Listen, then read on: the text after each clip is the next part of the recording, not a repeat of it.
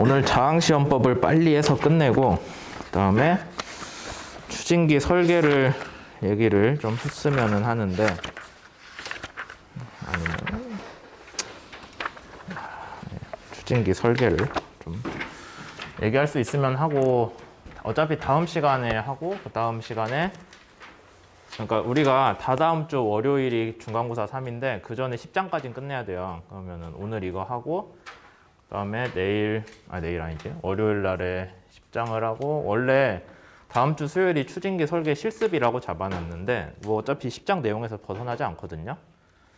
그래서 뭐 구태여 1시간씩 억지로 실습을 따로 잡을 필요는 없을 것 같고 이미 여러분들이 그 알려준 사이트 상에서 뭐 했을 거 아니에요. 그러면은 뭐 어차피 10장 내용이기 때문에 그냥 쭉 진행할게요. 그럼 오늘 아마 자항시험을 차라리 자항시험을 좀 상세하게 얘기하는 것도 괜찮고 여러분들이 이해하기 좀 난해한 부분이 있을 수 있어서 9-4죠. 정확히 얘기하면. 그러면 시작을 하도록 하겠습니다.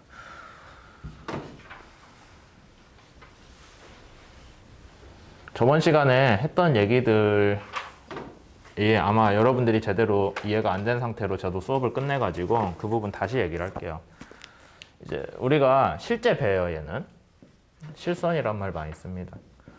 실선이면은 얘가 전진하는 속도는 vs겠죠. 우리가 그렇게 약속을 했잖아요. 그 다음에 프로펠러가 도는 회전수가 있을 거예요. 얘를 ns라고 합시다. 그 다음에 얘가 내는 추력이 있겠죠.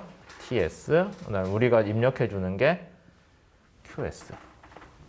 이거 말고 뭐 사실 실선에 더 작용하고 있는 거는 없어요. 실선의 저항은 얘기를 할 수 있죠, 여러분들이. 실선 선체에 가해지는 저항, RTS. 근데 그냥 RTS만 얘기를 하기가 좀 그런 게 이제 원래 RTS는 뭐냐면은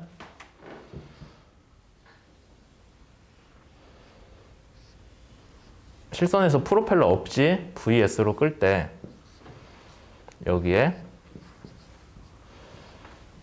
RTS로 힘이 걸리는 거 있잖아요. 그걸 우리가 전저항이라고 했죠. 그러면 이제 여러분들이 생각을 잘 해줘야 되는 게 배가 VS라는 속도로 가고 있어요. 그 다음에 이 배에는 저항이 그 속도에서는 RTS라는 크기의 저항이 꾸준하게 걸려요. 그러면 여러분들이 이 배를 VS로 일정하게 가게 하려면은 힘의 평형을 이루어줘야겠죠. VS라는 속도에서. 그러니까 배는 RTS라는 저항을 받을 때 그만큼의 외부에서 뭔가 밀어주는 힘이 필요하다는 거예요. 그렇게 돼야 이 속도를 유지한다는 거죠.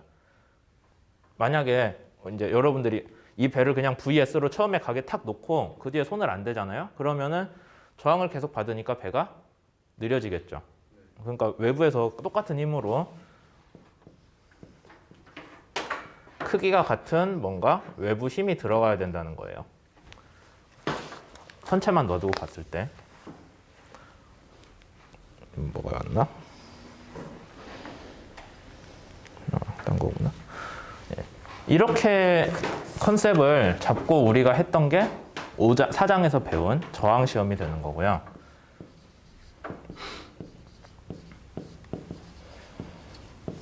그래서 우리 저항 시험 때 원래 어떻게 하냐면은 모형선을 놔두고 혹시 그 유체 실험에서 했어요? 이번 학기? 아예 안 해요? 아니면 아직 안 한 거예요? 못할 것 같아요. 배울긴 하는데 고장 났다고요. 고장이 났대? 회로수요가? 불이 새긴 샜었는데 뭐 알았어요. 그래서 배를 여러분들이 직선으로 일정한 속도를 봐가면서 끌어요. 일정한 속도를 유지하게 쭉 끌면서 그 배에 걸리는 내가 이 배를 일정한 속도로 끌기 위해서 들어가는 힘이 있겠죠. 걔를 재는 과정이 저항시험이에요. 프로펠러가 없을 때. 그러니까 얘를 일정한 속도로 쭉 끌면서 그때 걸리는 힘을 잰다고요. 그럼 걔가 뭐랑 같아야 돼요? 일정한 속도로 가고 있으니 저항이랑 외력이랑 서로 같게 되겠죠. 그걸 재는 게 저항시험이고 그 셋업을 그대로 가져가되 그러니까 외부에서 배를 끄는 단계가 하나 들어가야 돼요. 외부 장비니까 이렇게 빨간색으로 표시를 합시다.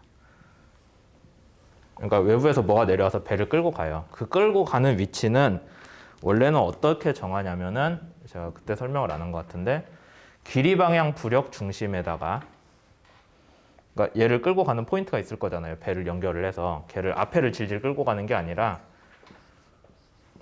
길이 방향 부력 중심이랑 프로펠러 추력 선이랑 프로펠러 축이 있을 거잖아요. 걔랑 만나는 점 생각보다 높은데?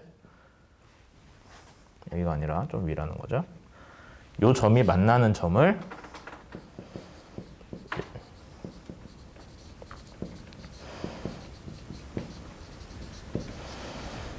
이 점이 얘네 둘이 만나는 점을 예인 점으로 삼아요. 그래서 거기에서만 힘을 줘서 배를 끌어요. LCB라고 하면은 이제 왜 LCB로 하냐면은 원래는 정확히 얘기하면은 우리가 중력 중심 구하듯이 중력 중심, 무게 중심이나 무게 중심을 결국에 우리 어떻게 구해요? 모든 중력 성분들에 대해서 하나의 점으로 대체할 수 있으면 걔가 중력의 중심이잖아요. 무게 중심. 여기서 저항도 똑같아요.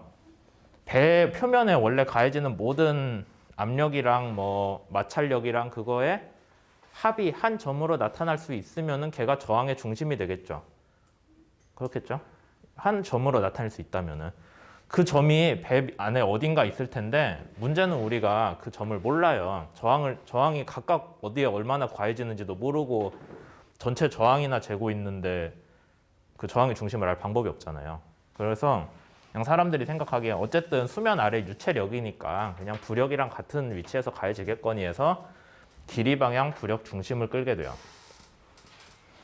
그러니까 정확히 뭐 부력이 어떤 의미가 있어서가 아니라 길이 방향 부력 중심이 아마도 물 아래서 가해지는 어떤 힘들의 대표점일 거다 생각을 하는 거죠. 실제 부력은 어떻게 작용하냐면 위로 작용하니까 그렇잖아요. 부력은 위로 작용하고 지금 저항은 이쪽으로 작용하잖아요. 그러니까 서로 명백히 다른 힘이긴 한데 어쨌든 물 아래에서 가해지는 힘이니까 비슷하겠지라고 해서 길이 방향 부력 중심을 하고요. 만약에 배가 앞뒤로 기울지 않은 상태라면 앞뒤로 기운 거 트림이라고 하거든요. 걔가 없는 상태라면은 부력 중심 바로 위에 무게 중심이 있겠죠. 그 선박 복원성 할 때 배웠잖아요.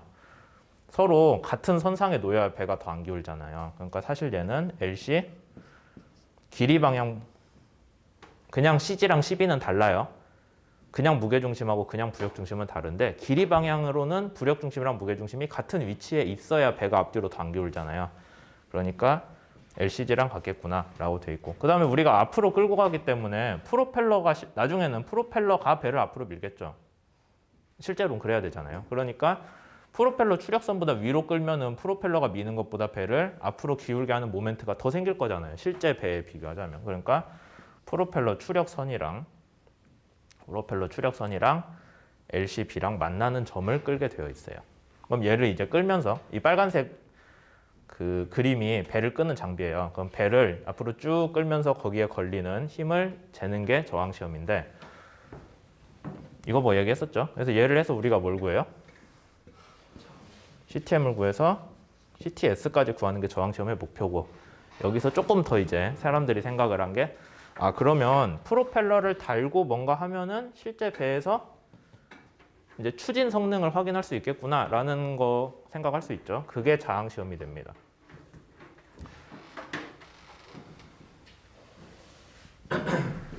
그러면 저항 시험도 기본적으로 배치는 저항 시험이랑 똑같긴 한데 지금 실선 얘기했으니까 모형선 새로 그릴게요. 생긴 거야 똑같죠?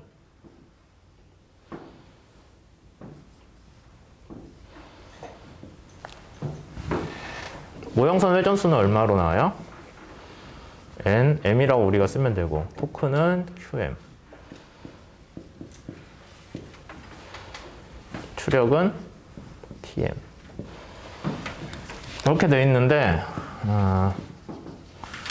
실선이랑 제일 큰 차이점은 모형선은 이거 아까 모형을 끌고 가는 그 장비는 그대로 달고 가요.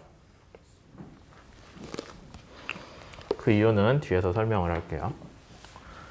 실선을 그대로 축소한 거예요. 여기에다가 그랬을 때 이제 모형선에 걸리는 거랑 실선에 걸리는 어떤 물리량들 속도도 빼먹었네. 두 개를 비교를 해줄 수 있겠죠. 그렇잖아요. 이제 모형선에서 이거 뺑뺑뺑뺑 돌리면서 얘가 뭐 알아서 잘 간다 하면은 그거 실선에다 대응을 할 수 있잖아요. 그게 자항시험의 기본 원리인데 우선 실선하고 모형선 차이는 레이놀드 수 차이가 있죠.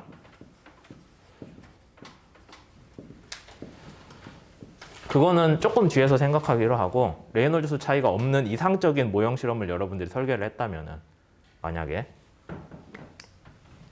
정말 이상적인 모형 시험을 설계를 했다면은 서로 스케일링이 딱딱 맞을 거예요.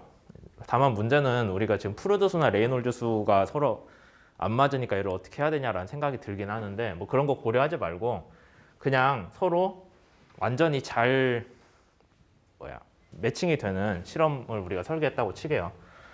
그렇게 했을 때 실선은 RTS만큼의 저항을 계속 받고 있어요. VS로 가기 위해서. VS 속도로 가기 위해서 RTS의 저항을 계속 받는데 얘를 이겨내기 위해서 지금 누군가가 외부에서 힘을 줘야 되잖아요. 외력이. 실선에서는 그 역할을 누가 하고 있냐면은 추진기가 하고 있는 거예요.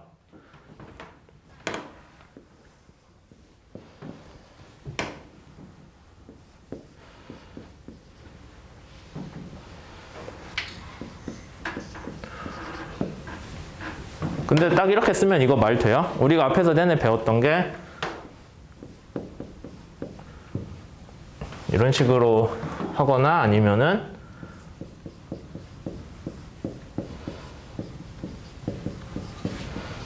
이렇게 내내 했던 얘기가 추진기 앞에는 압력이 낮아지기 때문에 선체 입장에서 보면은 자기 뒤쪽 압력이 더 낮아진 꼴이 되잖아요. 꼬리 쪽이. 그렇게 되니까 저항이 우리가 형상 저항 얘기할 때 앞뒤 압력 차이라고 했잖아요. 앞뒤 압력 차이가 더 커지겠죠. 그래서 저항이 증가를 한다고 했어요. 그걸 T가 0보다 크면은 1보다 작으면은 RTS가 TS보다 항상 크겠죠. 그 비율을 나타내 주는 값인데 옛날 사람들은 그렇게 생각을 안 하고 거꾸로 그러니까 저항이 증가한다고 생각하는 게 맞는데 물리적으로 거꾸로 추력이 감소한다라고 생각을 해서 추력 감소 비라는 거를 제안을 했다고 했죠. 어쨌든 여러분들이 RTS하고 TS하고 서로 뭔가 평형은 이뤄야 된다. 추력 감소비가 들어가긴 했지만 그렇게 돼야 얘가 일정한 속도인 VS로 계속 전진을 하게 되겠죠. 그 상황이 만들어져야 된다는 거예요.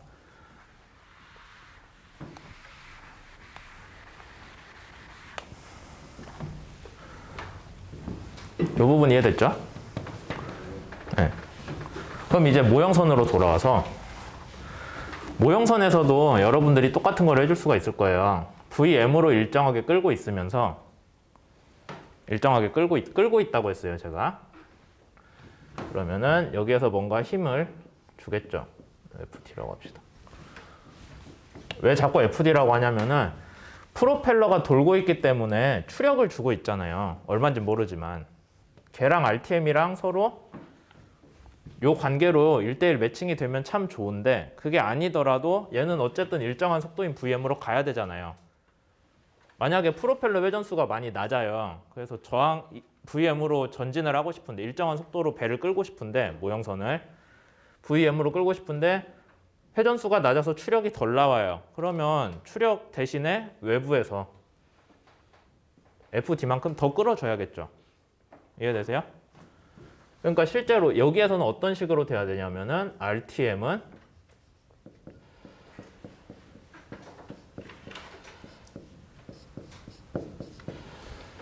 이렇게 돼야 되겠죠.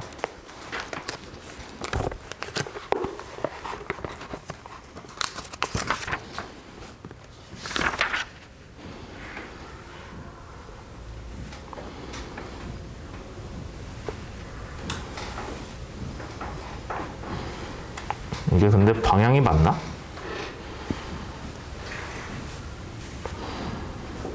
T랑 맞다. 방향 맞네요. RTS가 아니지. 큰일 날 뻔했네.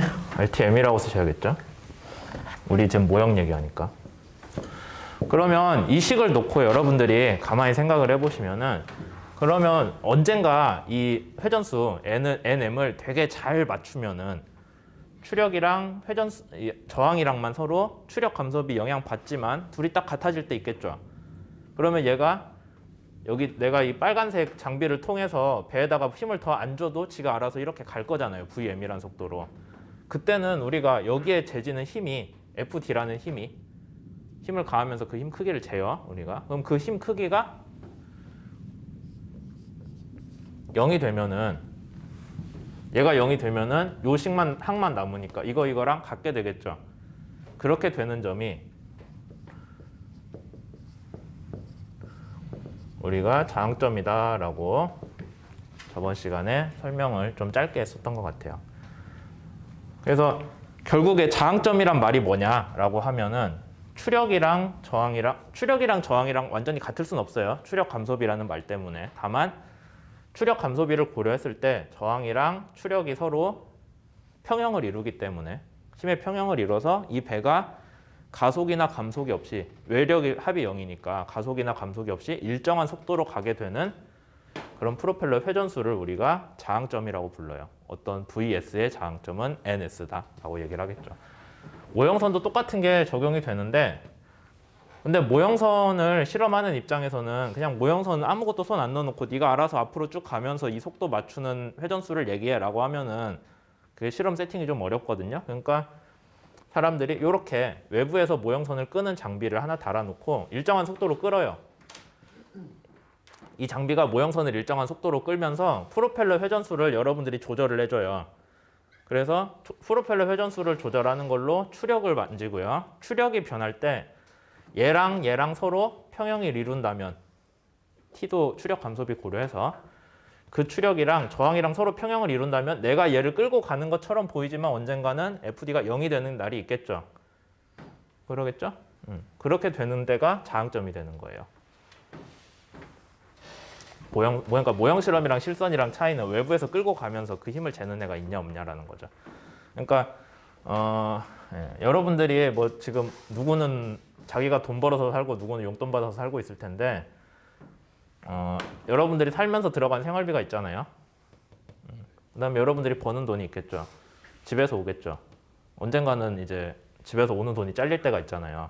그때가 저항점이 되는 거예요. 물론 쓰는 것보다 버는 게 더 많으면은 재산이 느니까 배가 가속을 하겠지만 그럴 일은 제 생각에 몇 년간 절대 일어나지 않아요. 버는 만큼 쓰기 때문에 하여튼 그래서 이런 식으로 언젠가 외부에서 추가로 힘으로 주는 게 0이 되는 점이 얘가 스스로 앞으로 가는 점이다 라고 해서 저항점이다 라고 불러요. 그게 저항점 컨셉이고 왜 모형 시험에서는 FD라는 이상한 개념을 들고 와서 얘기를 하냐면은 이제 모형선이랑 실선이랑 차이가 레이놀즈수 차이가 있는 거를 고려를 할 거예요. 아까는 없다고 쳤어요. 실험 설계를 여러분들이 되게 잘하고 뭐 유체를 점성 계수를 잘 맞춰서 실험을 하면 문제가 안 되는데 현실적으로는 그게 안 되기 때문에 레이놀즈수 차이를 적용을 했을 때 저항점을 우리가 어떻게 설명을 해야 되나라는 게 이제 문제가 되는 거죠. 몇 분 됐어요? 18분. 아유, 왜 이렇게 오래 했지? 잘랐다 할게요.